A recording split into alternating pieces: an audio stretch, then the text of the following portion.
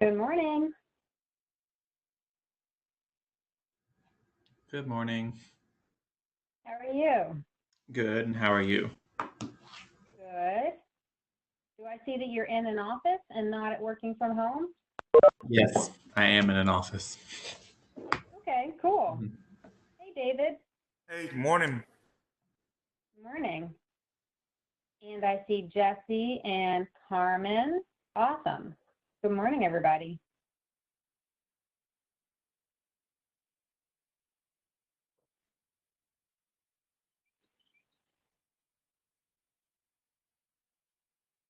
So how are things at the clinic, Jonathan? Do they stay pretty busy or is it slower than usual?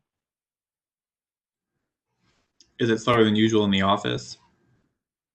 In the clinic? Yeah, significantly slower. We're doing, they have to be triaged before they come in. A lot of people coming are just coming for prescriptions, and they've now moved to like a curbside pharmacy. So there's very little foot traffic in the clinic except for like necessary labs and appointments.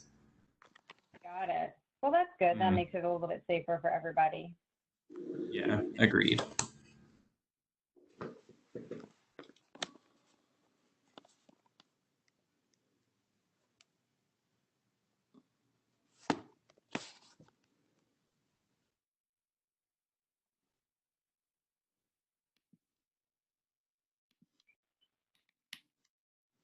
Good morning, everyone. Good morning. How are you? I'm doing well.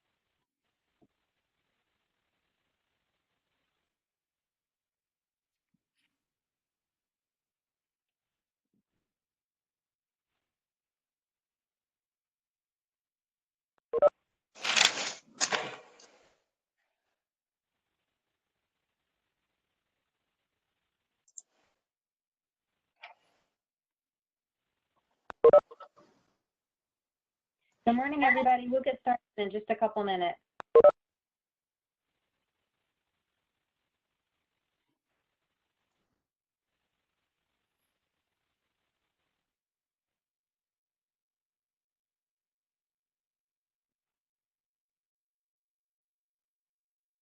I've got a couple people who are just listed as call-in users. Can you just tell me who you are? I've got call-in user 2 and call-in user 3.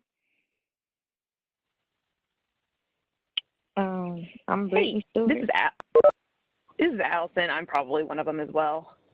Okay.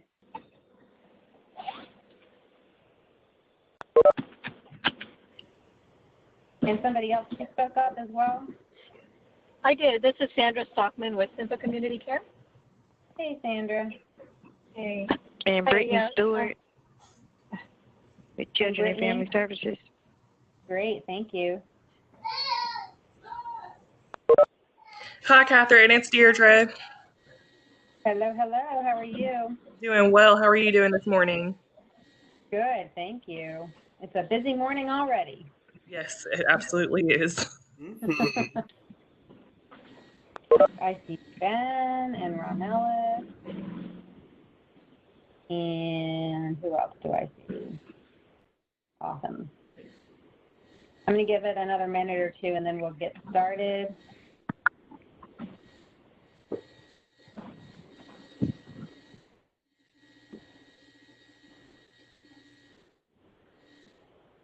Let's see.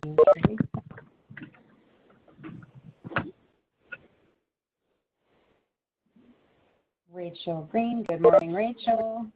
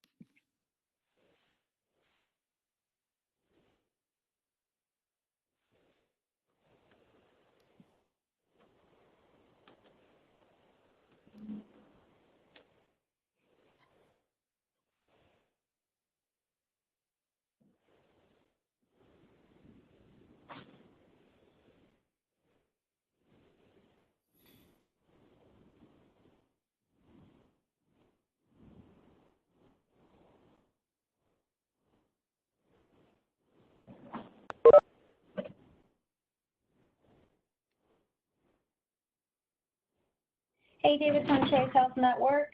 Do you know if anybody from the Knoxville office is joining us this morning by any chance? I think Ryan is. Okay, cool. It is 10:03, and I know everybody has lots to do, and it's a Friday. So I'm going to go ahead and get us started. And I'll go ahead and make sure I've got everybody listed here who's on the call. Please let me know if I don't say your name. Jonathan, David Kloss, David from Choice Health Network, Jesse, Carmen, Ron Ellis, Deirdre, Sandra, Brittany, Mario, Ben, Rachel, and then Dandria, Michelle, Allison, and Teresa. Did I miss anybody?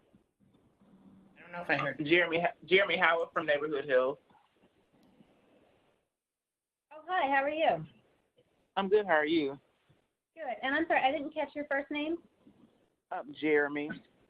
Jeremy. Oh, thanks. Okay, great. I'm filling in for Rod Morris. He's no longer working at Neighborhood Health, so I'm kind of just working with PrEP until we get his position filled. Awesome. Good to know. Thank you. Catherine, Alrighty. Catherine, did you say Ben? Yes, I did. Okay, sorry. No problem. Okay, cool. And then I'll catch anybody who jumps on the call later as well. So thanks for joining me this morning. Thanks for joining us this morning. The first thing that I wanted to talk about, there are sort of three things that I wanted to talk about today. The first thing I wanted to talk about is actually for Allison to discuss with you. We just have a question for you. For those of you who were funded for PrEP navigation last year and this year, if you are new, then this won't be relevant to you, but it shouldn't take but just a couple of minutes to discuss. And then I want to talk about how things are going as relates to any changes that you have made because of COVID-19. And the reason I'm doing that is because everybody has great ideas and I want to share them across the state so that somebody who hasn't thought of what you're doing might be able to benefit from your experience. And then also, I also, for the same reason, want to talk a little bit about how you're using social media, social networking tools like Facebook, like Grindr, like all of those types of tools to reach people for PrEP. So I wanted to talk a little bit about how that's working for you and anything that's changed. So I'm going to let Allison start us off. She has a question for those of you, like I said, who did PrEP navigation last year and are doing it this year. So Allison, take it away. Hey, can everyone hear me? Yes. Yes. Okay, perfect. So one of the navigators reached out and actually asked a very good question. So acknowledging that we did not implement the updated version of the PrEP navigation SpreadCap database until the second quarter, we realized that there are going to be some overlap in clients who you may be following up with that you entered into the previous SpreadCap database. And so I originally, so that the navigators wouldn't have to re-enter in all of the clients or all of those clients into the old or from the old into the new database. I was originally just going to do a data upload, but because how different the databases are, it would not be very clean data for me to do that. And so we just kind of wanted to pose a couple of questions because we wanted it to be consistent statewide. If you all would prefer to technically, I guess, just kind of use two databases. So I would essentially take away your rights to add records into the old database, but still allow you to update records. And then, or if you would like to transfer clients from the old database into the new one. So before making a decision in central office, Catherine and I wanted to see if any of you all had any preference.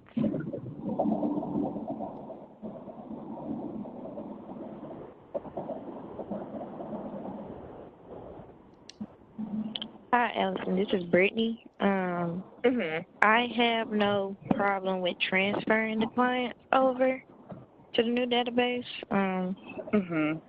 It's honestly up to you all. I have no preference. Whatever you all just want me to do, I would do it. But if I did have to choose, I would prefer to just transfer everyone. Okay. Instead of using two different databases, going back and forth.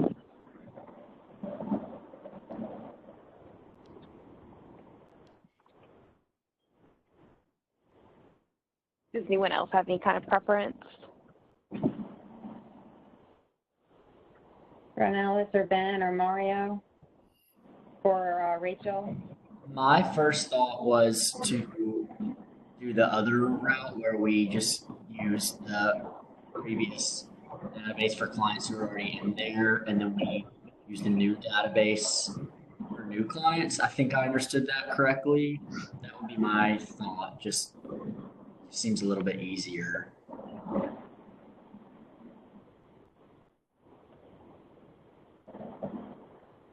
So Mario made a comment. He said he doesn't have a preference, but his concern is about having to search two databases to see if a client is already in one. So if you have somebody come in and you don't remember if you've seen them before, and if you need to create a new record for them or continue an existing record. Is that what you mean, Mario? Yeah, I see you nodding your head. Okay. So that's something to take into consideration as well. Anybody else have any thoughts? See. Rachel says she's been working out of both databases. Do you prefer to do that?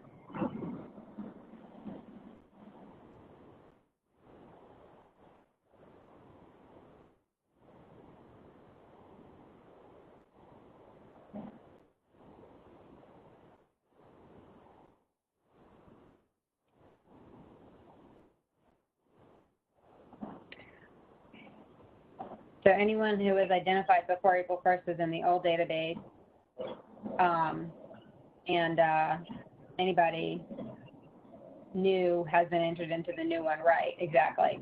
And Mario says it should sort itself out within the year, so that we're just using one. That is correct. So because you only follow people for 6 months, before the end of this year, you would no longer need to use the old database. You would be able to completely move over to the new database, right, Allison? Yes, yeah, correct.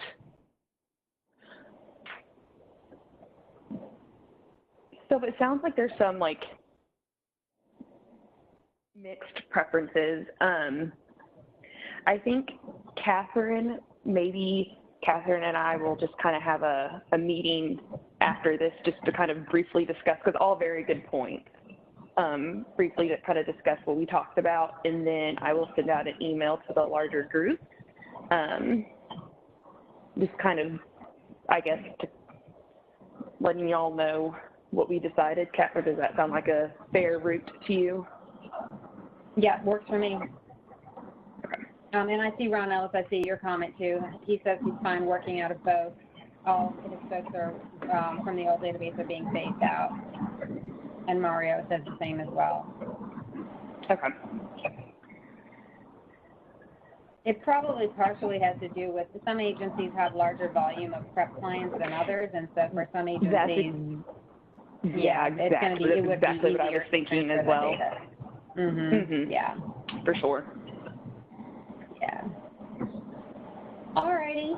Allison, was there anything else Red Cap related, or does anybody else have any Red Cap related questions that you would like to ask?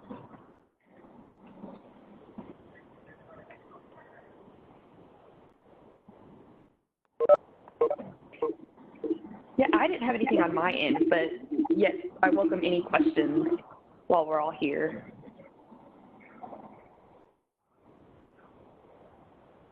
Yeah, so Ronellis had a question yesterday. That was a good question for people working out of the metro areas where there are health departments prescribing PrEP. And that one is, we're gonna keep working on it, but I'll let y'all know what he asked about so that if it's relevant to you. Right now, it's really relevant only in Jackson and in Nashville, but it will become relevant in Shelby County as well once their PrEP clinic is up and running. It's not quite yet. But the question was, if you navigate somebody to the health department where they have a navigator as well, would you still be able to count that person towards your navigation numbers if they get their prescription through the health department? And we are going to work on a way to make sure that you get credit for the work that you do. So I don't have an answer for you today, Ronellis, but I've already talked to Allison about it, and we're going to follow up internally and get an answer to you as soon as possible. So if that's an issue for anybody else, then just sort of let me know so that I can make sure to let you know specifically. Brittany, that might be something that y'all need to consider as well. But rest assured, we want to make sure that you get credit for the work that you're doing. So that will be our goal in terms of how to answer that question. Is there any other questions for Allison? You can ask them now, or you know how to contact her.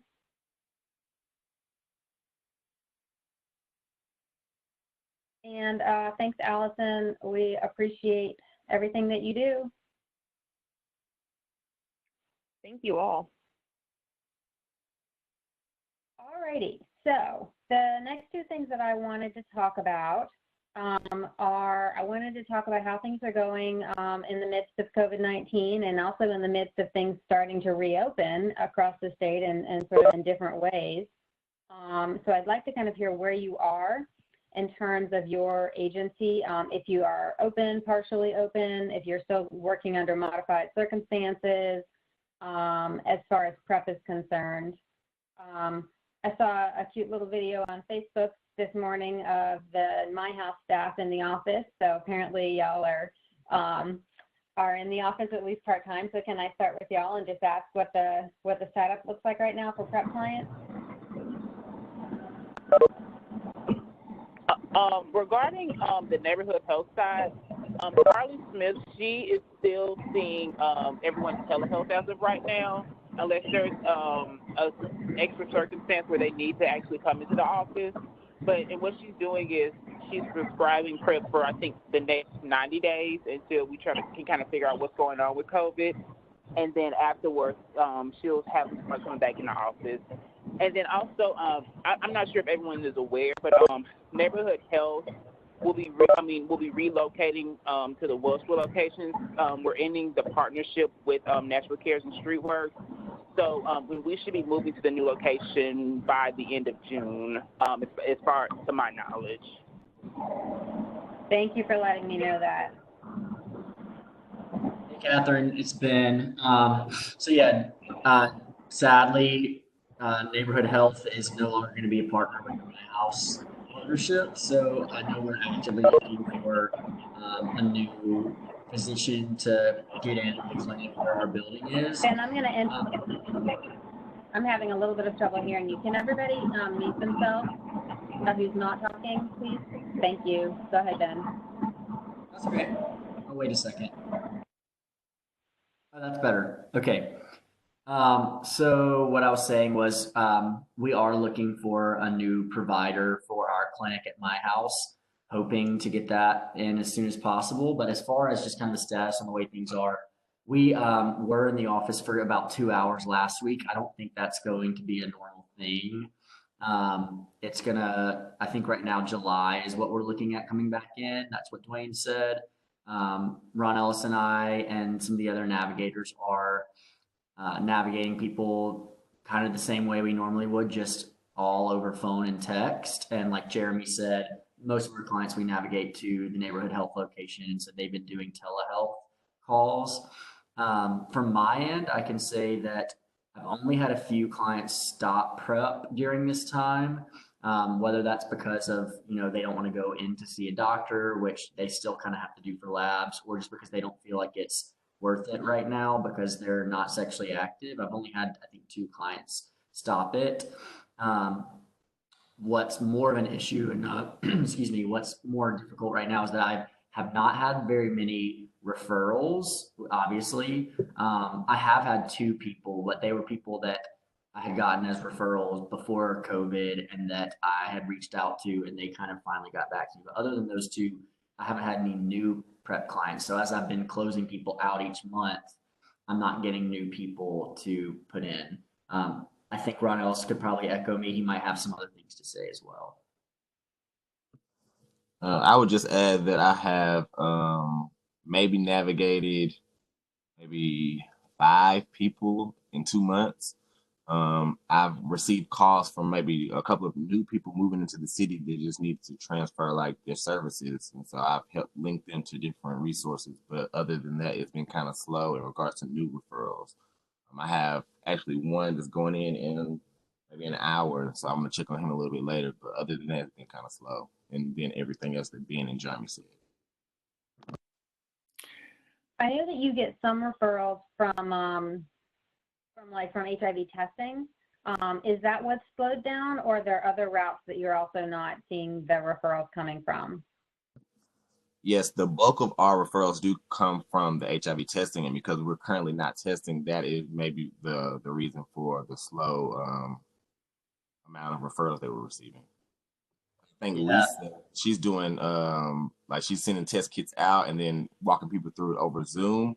And so I think that's where at least 2 of my referrals recently came from.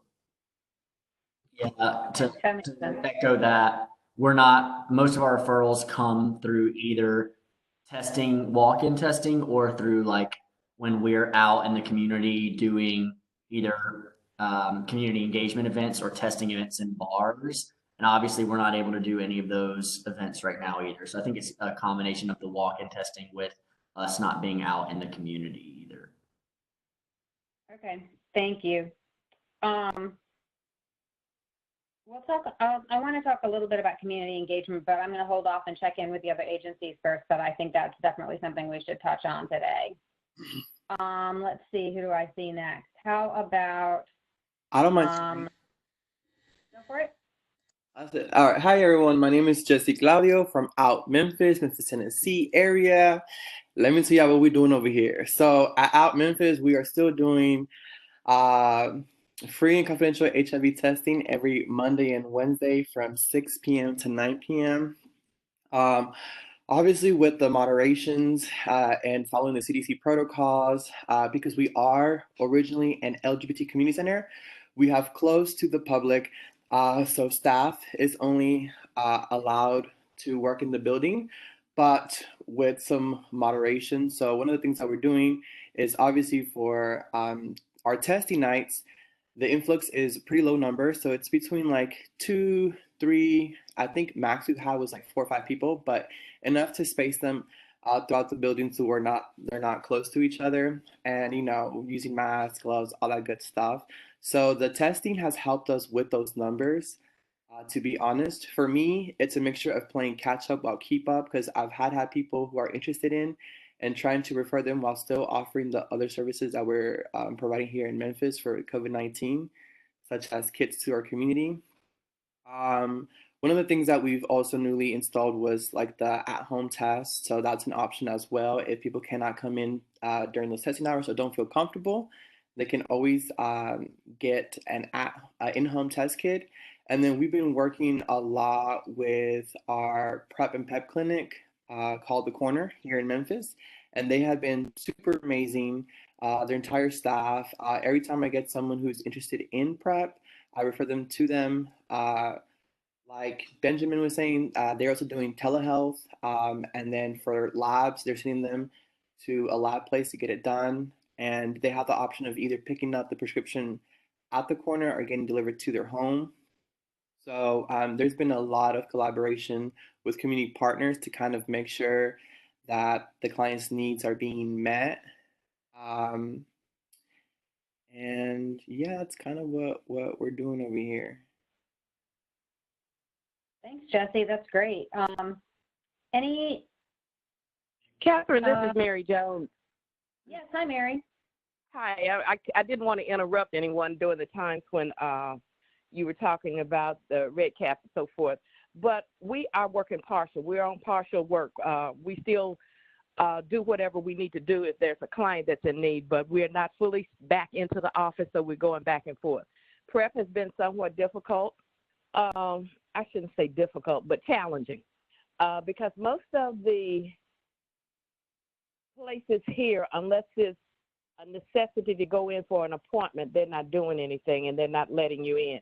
As a matter of fact, I had a doctor's appointment and I could only go in, put my name in, and then go back to my car and wait. So that's basically sort of how they're doing it here. We've had a couple possibilities from PrEP within this last week, and I don't even know if it's in the system. But we're still making contact with some of the clinics.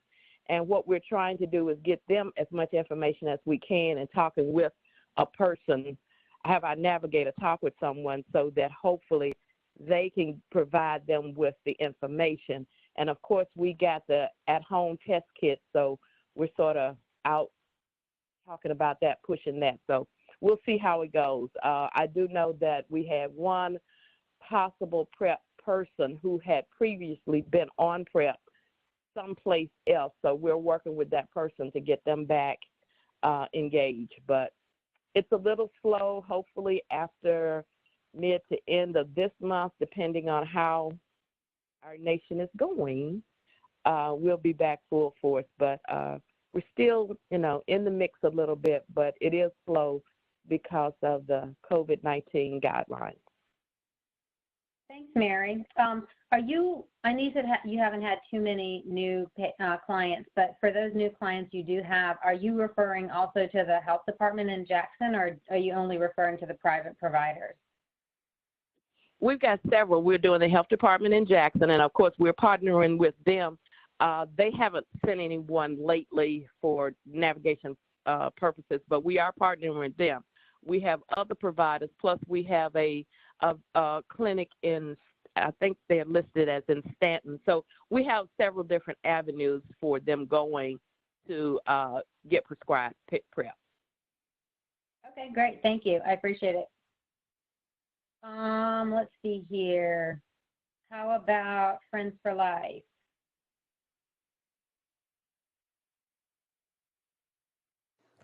So far, I know the corner's doing things right now, but what I've been doing the HIV test at some of the needle exchange programs, and I've had some people that I think would be good candidates, but the problem is they don't have cell phones or have a good place for us to get in contact with them.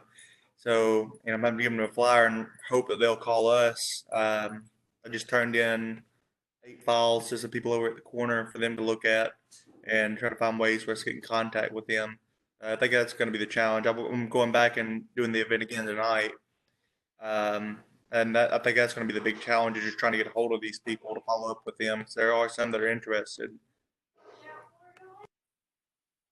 Thank you. That's a really interesting issue to deal with. Rachel, I know that you work with at the SSP as well in Johnson City. Do you have any workarounds for when you have trouble getting in contact with clients like this? Oh, Rachel, I forgot you're not able to use your microphone. If you could just type an answer, that would be fine. I called in. Can you hear me? Yes, actually, great. Okay. I called in through my phone, but I knew you were going to ask me that question after he finished talking about SSP. So, because I was kind of like, yeah, welcome to my life, David. me and Deirdre have the same issue. We have tons of people that come through there. We'll talk to them about PrEP. They seem super interested at first, but getting a hold of them is a problem. It continues to be a problem because sometimes they'll have a phone number, and then by the time that we finally get to call them for follow-up, they change their phone number, and we try to catch them each time they come in for SSP. Our syringe exchange has been closed for the past couple months because of COVID. We just opened up last week, just doing a few hours on each Tuesday to try to help as much as we can. But we have kind of had to alter the schedule and the placement of where we're at, where we're set up outside now. We're still able to offer testing to some of those SSP folks that come out to see us. But again, I don't have any options for how to follow up with them any better other than trying to catch them the next time they come in for the syringe exchange. So maybe, sorry, David, go ahead. It was hard. So it's last weekend we were going to do it for 4 days. Everybody showed up Friday, but it was hard to get the information out to let them know that we were going to be there Saturday too, because even social media, it's like they don't have cell phones. They don't have access to computers to know that. So that's been a challenge to try to get the information out there to them. Saturday was a bust. We barely had anybody show up. I was thinking it being a Saturday, we'd have more people show up. But the only thing that we're able to really offer right now is HIV testing, and trying to follow up with them. It's been able to wrap my mind around how to do that, other than give them our information and hope they call when they do get access to a phone. I'm finding people they don't even have a phone number to give me for some of it. I kind of want to this is piggyback. Allison. Sorry, Allison. Oh, no. I was just going to ask, is Ryan from Choice Health Network on the call? I did not see him or hear him yet. Okay, I was going to call on him because I know that he also sometimes goes to their SSP, but never mind. But he might also be a good resource to you. Yeah, David, I'll make sure when I send out that updated PrEP navigators list, then I'll make sure that you have that to maybe reach out to Ryan as well, see if he has any ideas. Catherine, this is Mary, and just to say, trying to stay in touch with any client is a challenge. They will, as they said, have a phone or have someone else's phone. A lot of them are burner phones, so once it's gone for that month, we don't know they don't get another phone. It takes a long relationship with them before. Now, we do have in other programs where we work with them for several years that they know where to call. So when it's time to do something, they have our numbers and they will call us. They'll borrow a phone or get another phone. But just using phones, I've even considered purchasing burner phones, but of course, you have to do the minutes and then they're going to use them for something else. So that's just a challenge for all of us. Have you noticed it being more effective with that population? So I know, they can't go to the library right now, I'm sure, because of everything going on, but there's access to computers when things aren't crazy like this.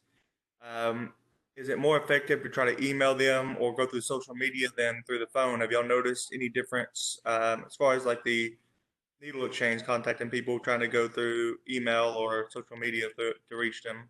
So for me, by the way, this is Jesse again. For me, it just depends on the age group who you're working with. I've done mostly text messages and social media. I've done a couple phone calls, but typically Facebook has worked for me. And the one neat thing about it is like it lets you know whether it's been seen. And it has helped a lot with youth who are kind of like trans and don't have a fixed location in our area. So, but like you said, during the whole COVID thing, having access to a computer has been a bit challenging. But typically prior to that, I've with youth at least, at 20 to like 30, they all stay on Instagram and Facebook and stuff like that. Thank you. That's really helpful, everyone. Just as a reminder, I send out I will send out a new one, but I always send out the updated PrEP Navigator list of contact information for exactly this reason, because sometimes another agency is going to have a great idea to help your challenges. I see Mario's hand up. So Mario, what would you like to add to the conversation? So one of the things that we've seen a great impact with is the home test kits. So the way we process them is that if someone requests a home test kit from our prevention department has them fill out a detailed form. It's almost like the standard intake form that we have already, but this is in digital form, so they can request it digitally. But it has specific questions about asking them about PrEP. Would they like a PrEP navigator to talk to them? Do they want information about PrEP and so forth? So our response on those has been very good. Almost everyone that has requested a test kit has requested that the PrEP navigator contact them. So for the month of May, I've been able to establish 6 Zoom meetings with people who requested information, and of those 6, 5 have accepted an offer and are either set up for appointments or getting engaged. So because I'm not at the front end of how the test kits come in and how they're being advertised and sent out, I'm not part of that process. But I am seeing the end result, whereas I get the prevention department sends me an email when a client has said yes, they want information. So they're staying in tune with me, sending me the information that this client has requested information, and then I follow up. So it's been a really good way of keeping the chain going, and then reaching out to people who want information from home, and then staying at home and so forth. So I think it's been really successful. Just I don't know if everybody's when the test kits go out, there's information about PrEP in the test being sent out with the kit. What about the other organizations that are using the at-home test kits? Are you sending out PrEP information with them? I see Ron Ellis nodding yes. Anybody else? Typically for us, when they come by, we'll mention it. And if they want more information, we'll engage. But if not, then they just come and get the test kit. Okay. We do try to. Mary? Oh, sorry. Go ahead. I'll say we do try to give the test kits or anything like that with my business card. So, like you guys said, if they do have any questions pertaining to the test or PrEP or whatever, they can always shoot a text, call, email. Yeah. Great. Let's see.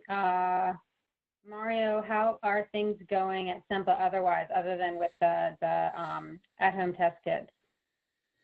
It's been crazy busy because our hours are shortened for the amount of hours that are open during the prevention. We're open days a week essentially, but we're also doing COVID testing for our clients and in the community as well. So our resources are being pulled right now in a lot of different directions because we are a COVID testing agency in the area. So we're sort of being pulled in, and members of our prevention department are being pulled over to the clinic for that purpose. So our hours are a little bit restricted. If Sandra comes on the call, she will go into greater detail with that. But we still are doing testing. Our STEP program is crazy busy. We have about 40, on average, of 40 clients a day coming in for STEP when STEP is open. And then all of those STEP clients are being offered test, and they're being offered PrEP as well. So there hasn't really been there's been a slowdown in clients and the slowdown in PrEP uptake, but there hasn't been a slowdown in work that's been done. Got it. Yeah, thank you, Mario. Yeah, so this is Sandra, and I'm sorry if you can barely hear me. I'm on the road. But, we have been very, very busy, especially with the health department having limited hours. So a lot of their overflow and the referrals are coming from the health department for not only HIV and Hep C testing, but as well as STI testing. So there's been an increase that we had to even request more staff to come in because it was getting very busy. So our staff TN clients, we've been hitting at least anywhere between 45 to 50 during our business hours.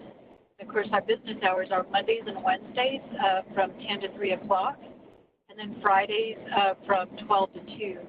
And so it's been very, very busy and challenging trying to make sure that not only we're providing the services to all of the clients that are coming in requesting services, but also making sure that we're being mindful of our staff and their health and limiting the amount of clients coming in. And so, of course, we have our screening process, the temp station, where they take their temperature, they provide them a mask, and, they do the general government right now screening questions. But we are trying to increase the referrals for PrEP in-house to Mario. But it's just right now with the limited hours that has kind of taken a toll.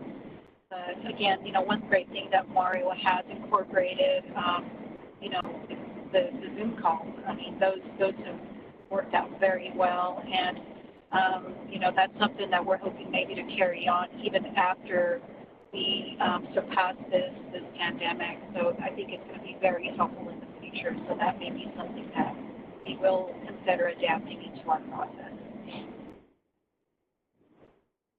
Thanks, Sandra. Thanks, Mario. Let's see, who else do I have on this call? Columbia Cares, Carmen, how's it going?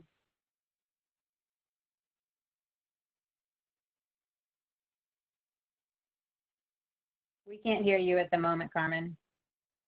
Okay, can you hear me now? You got it. Hey, so I think Tim, our executive director, just felt like it was a good idea for us to have a presence for our rural clients down here in the southern Middle Tennessee area. Part of what we were going to do with our PrEP program was to work pretty much directly with our local health department and our local hospital. And they're aware that we have a PrEP program, but of course we're on their back burner just as far back as we can be right now. So we have been able to get 5 clients as of this point. 2 of those were general networking, 2 social media, and 1 was a walk-in HIV test client last week who turned out to be an excellent candidate for PrEP. And we have been working hand in hand with Music City PrEP since we don't have a provider here in our area just yet, but that's working out pretty well with the teledoc appointments and all. But I'm anxious to hear what other people are doing with social media because I feel like that's just going to be the route that I'm going to be taking for the next few months. So curious to hear some of that information. Thank you. Let me look at my list real quick.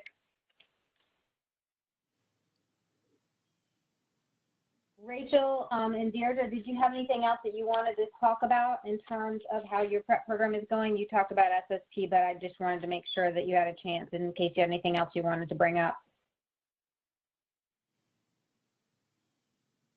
Yeah, as far as PrEP, we have, of course, had to limit our hours as far as clinic goes, but we're still able to get everybody seen through telemed. And we're still able to link new clients into care also. The referrals have kind of slowed down a little bit, but not really too much. We're still functioning pretty well with PrEP.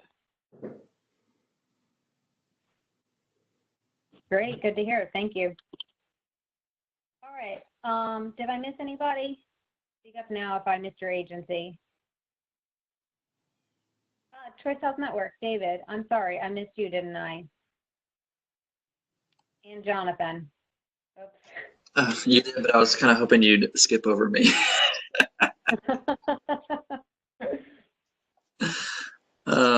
So in terms of like our office hours and stuff, for Choice Health Network in Chattanooga, we've kind of pretty much resumed.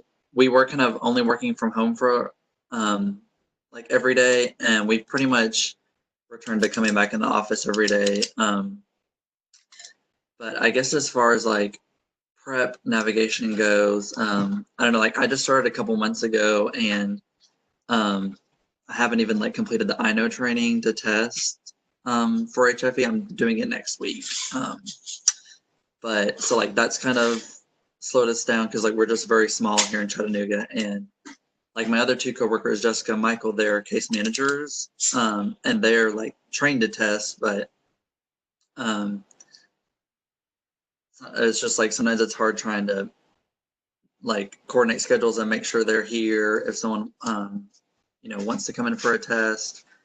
I've had a few people through just like social media that have come in for a test, and they've we've talked about PrEP, and then I've had other conversations through people on social media on like different apps and stuff, and people have expressed interest, but I don't know, it seems to just kind of stop, and so I don't know. I feel like I'm like struggling and like I'm a sitting duck. So, but we recognize that you have a new program and you just finished the PrEP training last week, and like you said, you've got the I know training still to come. So don't let that discourage you. Everybody had to start at the beginning at some point. So and you've got some good support from the folks in Knoxville. So we can talk more about what we can do to help you get on your feet. So let's make sure that we connect again after this call. Okay. And Jonathan, how are things going for you at Cherokee in Knoxville? Yeah, so overall, like Cherokee's still open for regular hours, but the in-clinic traffic has significantly slowed. All like behavioral health visits are now virtual, and then the pharmacy is a curbside pharmacy, and so the only people coming in for visits are if it's a sick visit that needs attention, they're discouraging like well visits or like well checks.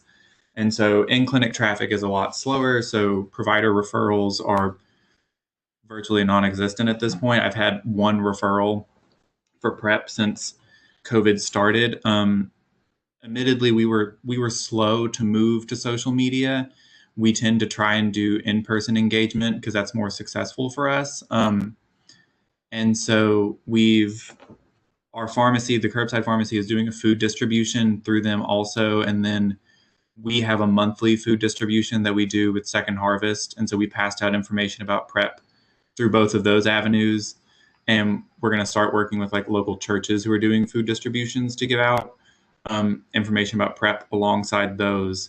And so now we're kind of starting a transition towards using our social media, maybe getting on Grindr and stuff like that. So we were a little behind, I think, in that transition, but we have started using more like in-person engagement. Excellent, thank you. We'll talk more right now, actually, about social media, but obviously what works for one agency doesn't necessarily work for another. Also, I'd like to let you know that I'm connected on the phone, but for whatever reason, my computer has disconnected me from the meeting. So if you're trying to give me visual cues, I will not see them, so you'll have to speak up. Sorry about that. And I also can't see the chat box, apparently. So if anybody does say something in the chat box, if somebody would do me a favor and read it for me, that would be helpful. Sorry about that. Let's talk a little bit about social media engagement. I'm going to call on some of the veterans to sort of talk maybe a little bit about maybe just like a couple of lessons learned from when you first started using social media for this purpose. And I'm really thinking more, not so much advertising as engaging with clients. So for example, what do you put in your profile on Grindr or Jacked or Scruff? And what do you not put in your profile? How is it appropriate to use your profile? What do you recommend you not do with your profile? Things that how you talk to somebody after they initially reach out to you, things of that nature. So I won't call on anybody to start, but just anything that anybody would like to add on that. I would like to hear from some of you who've been doing this for a while, please.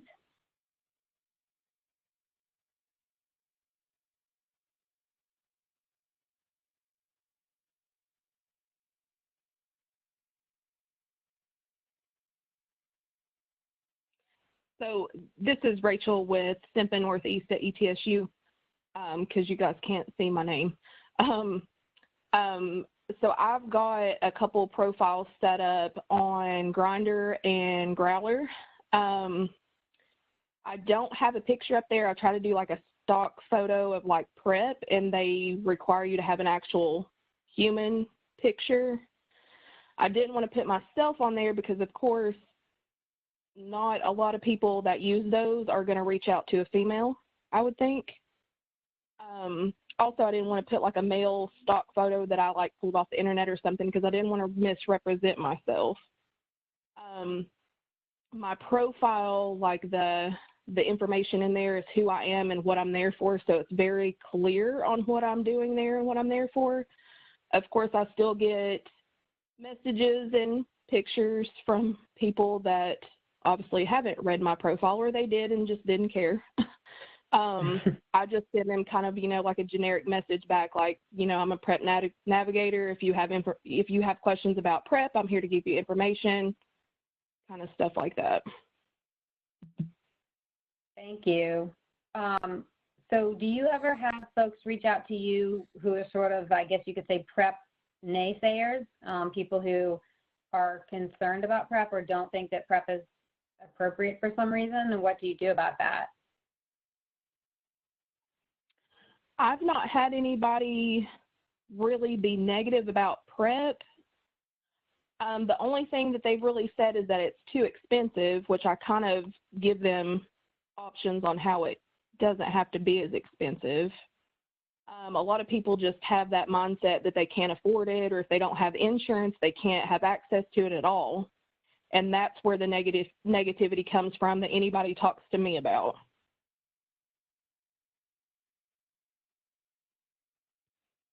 Thanks, Rachel. I appreciate that. Anybody else among those of you who've been doing this for a couple of years? What are some of the things you have learned? Catherine, I have a couple of ideas. One for Rachel too is one of the big barriers is with the social media when you're having people look at your profile or them looking is trust. They need to be able to trust you. And if you don't have your picture on them, they're immediately not going to obviously trust you, which is exactly what Rachel just said. So what I've advised people to do before, and when I had the PrEP Daddy campaign going, I would use the PrEP Daddy emoji. And so there was no picture, but of course then some of the apps require you to have an actual physical photograph. So what I have done, or with people not necessarily in our state but in other states, especially if they're females and they're doing PrEP navigation work and they're in a typically male hookup site, and I'm sorry if I'm using hookup site in the wrong way, but dating site or something in that manner, is to have a picture. If you can do a picture of you with someone else, with a male. So you're it's a group picture or a group picture of navigators or a picture of you with me or something like that. And then you can say in the profile, I'm the person on the left, I'm here to help with PrEP, so that there's no initial break in trust of who you're actually talking to. Are you being paid by Gilead to do this work, this type of thing? So that's, I think, is the most important thing when engaging, is that they have to be able to trust you. And if there's any sort of a question right off the top, that's a barrier. Thanks, Mario. I think that's a great suggestion. All right, now I am gonna call on somebody. Ron Ellis and Ben, you've been doing this for quite a while. What are some of the things that you learned not to do early on when you were using these social connecting apps, let's say? So I actually don't do this a lot, and I only have recently started using like a Grindr profile to get people to come to our events sometimes. So it's not necessarily PrEP specific. This is actually an idea that like we haven't really run with. We've kind of toyed with, but we haven't had like a full on like, this is how we're going to do this kind of thing. So I'm interested to learn from you guys. But I will say I've gone to like events like Pride festivals, or when we're doing testing events at colleges or condom distribution nights at concerts, I will make a Grindr profile that will just basically have my picture and say like, hey, here's what we're doing, here's what we're offering, come connect with us. And it is helpful. It does bring people over. You're also going to get a lot of unwarranted, pictures and messages that have nothing to do with, well, I guess they have something to do with PrEP.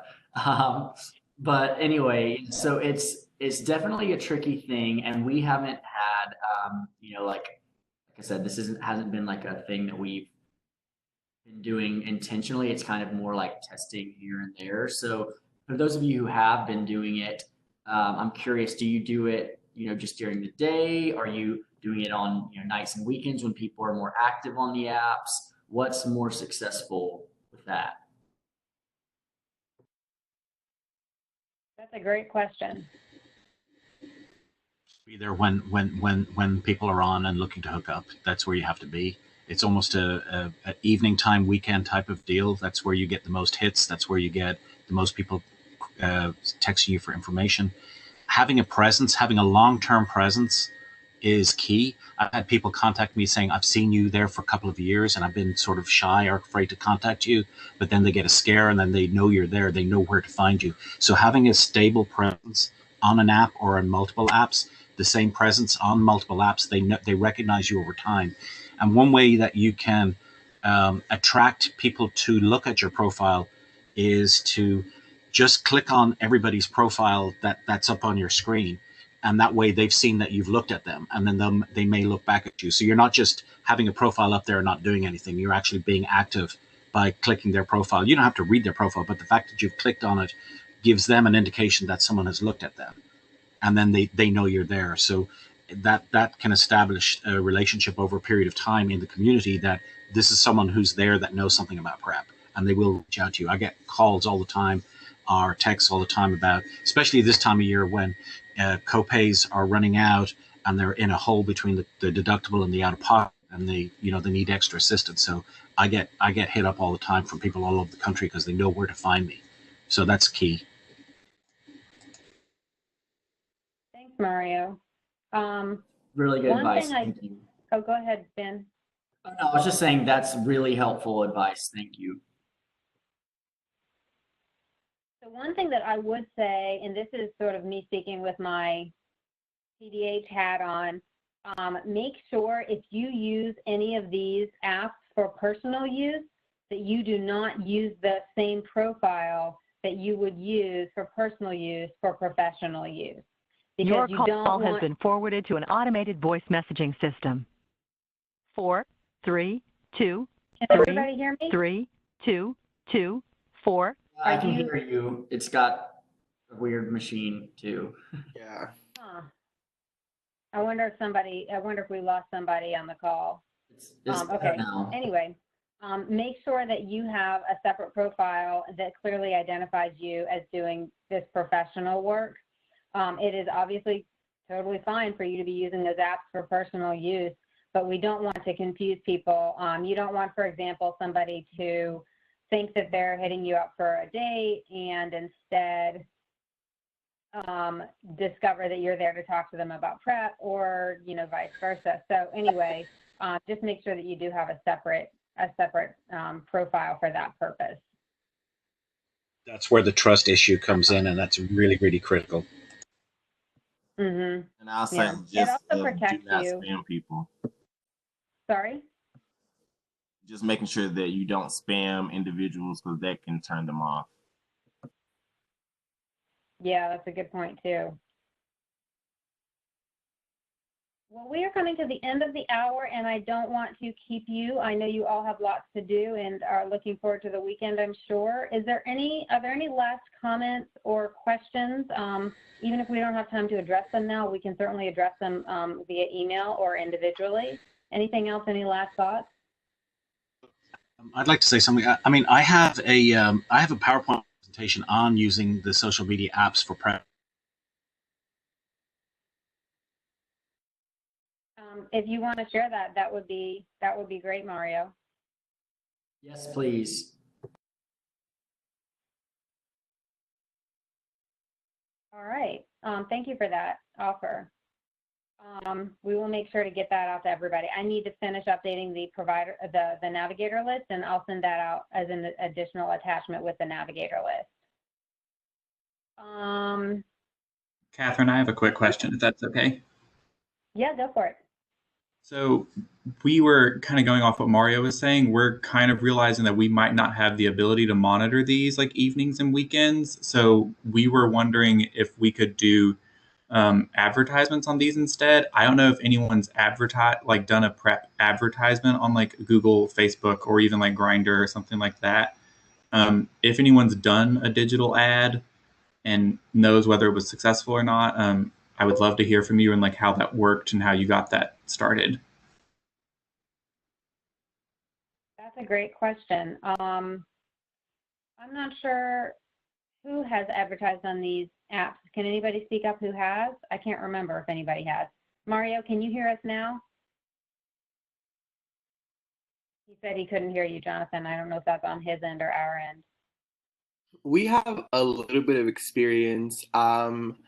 I think I need to ask whether we use Jacked or Grinder, but I'll speak to Martavius. He's the director of our program, and so I help kind of just create a bit of the content. But I can definitely ask him more information and then share it with you, Jonathan, or anyone who's interested in on what we did.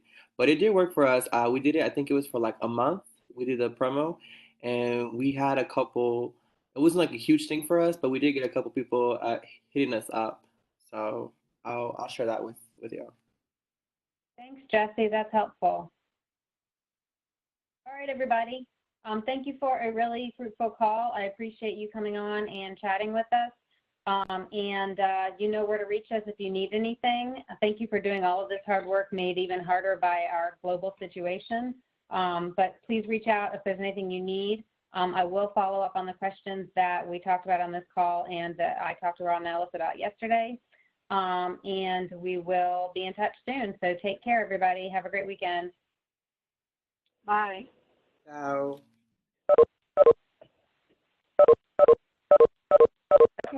Take care.